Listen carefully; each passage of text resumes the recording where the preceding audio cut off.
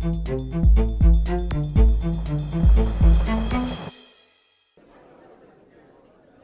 nombreux monarques, présidents et premiers ministres se sont donc réunis au siège de l'ONU à New York cette semaine pour le débat annuel de l'Assemblée générale. Le secrétaire général Ban Ki-moon a lancé le débat de la 70e session de l'Assemblée générale, appelant les dirigeants du monde à traduire en actes les promesses écrites et en soutenant un nouveau programme audacieux de développement durable qui vise à éliminer la pauvreté et à construire un avenir durable pour tous. Our aim is clear. Our mission is possible. Notre objectif est clair, notre mission est possible et notre destination est en vue, la fin de l'extrême pauvreté d'ici à 2030, une vie de paix et de dignité pour tous. Les 193 membres de l'Assemblée générale ont récemment adopté l'agenda 2030 pour le développement durable avec un ensemble de 17 nouveaux objectifs mondiaux qui remplacent les objectifs du millénaire pour le développement qui expirent à la fin de l'année. Le président de la 70e session de l'Assemblée, Mogens Lykketoft, a souligné que pour réaliser ces nouveaux objectifs, le monde ne peut pas compter uniquement sur le modèle de croissance traditionnel des 15 ou des 70 dernières années.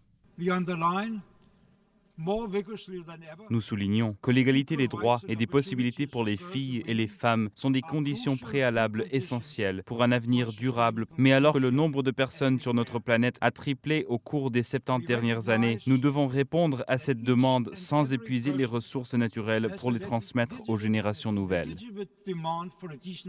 Plus de 150 dirigeants se sont succédés à la tribune prononçant des discours axés sur des enjeux mondiaux tels que la lutte contre le terrorisme, le changement climatique et la résolution de la crise des migrants et des réfugiés en Europe.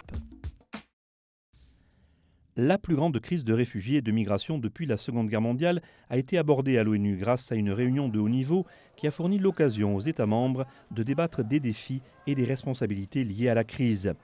Selon l'Agence onusienne pour les réfugiés, plus d'un demi-million de personnes, la majorité d'entre elles réfugiées, ont traversé la Méditerranée cette année pour être en sécurité en Europe.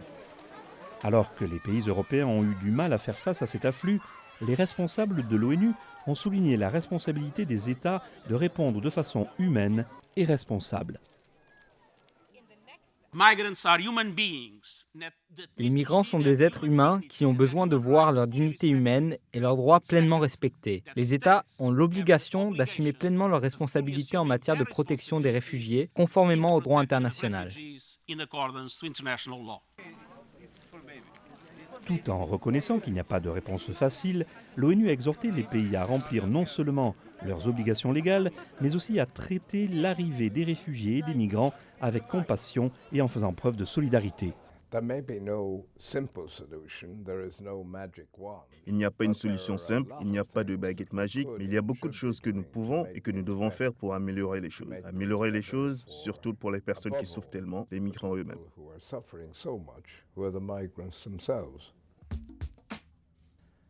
Grâce au progrès de la médecine qui aide plus de gens à vivre plus longtemps, le nombre de personnes âgées de plus de 60 ans devrait doubler d'ici 2050, ce qui nécessitera un changement social radical. Telles sont les conclusions d'un nouveau rapport de l'OMS, l'Organisation mondiale de la santé. Les rapports nous disent que les populations vieillissent rapidement, mais plus important, il nous dit que nous ne sommes pas nécessairement en meilleure santé que nos parents et grands-parents. Contrairement aux idées reçues, le rapport constate qu'il y a très peu de preuves que les années supplémentaires de vie se passent dans des conditions meilleures de santé que celles des générations précédentes au même âge. Le rapport rejette aussi le stéréotype selon lequel les personnes âgées sont fragiles et dépendantes et déplore que les nombreuses contributions des personnes âgées soient trop souvent négligées. Une des premières choses que nous devons faire est de chasser les nombreuses idées fausses sur le vieillissement. Vous pouvez avoir quelqu'un de 80 ans, très robuste et actif. Et vous pouvez aussi avoir une personne beaucoup plus jeune qui a besoin de soins et de soutien.